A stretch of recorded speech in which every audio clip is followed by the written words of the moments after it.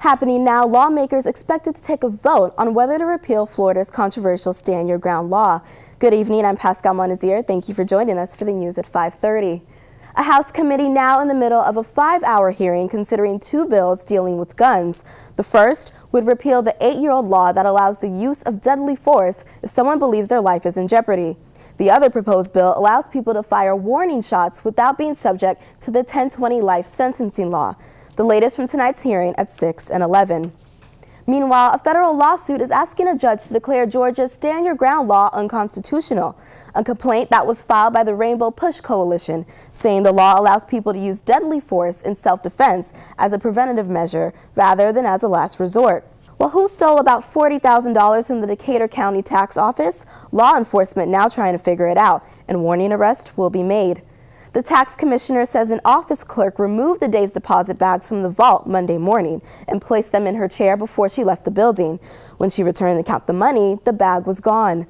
The case was immediately reported to the sheriff's office and then returned over to the Georgia Bureau of Investigations. Both agencies say they are looking into all possibilities. A lot of that $40,000 was in checks. Russell Smith says he plans to hold a meeting with the tax office on Tuesday. He will suggest that all money is deposited directly into the bank instead of being stored inside a vault. Arrest warrants have been made, issued for a Quitman, Georgia man. He's the owner of a fair ride that seriously injured 5 passengers at the North Carolina State Fair last month.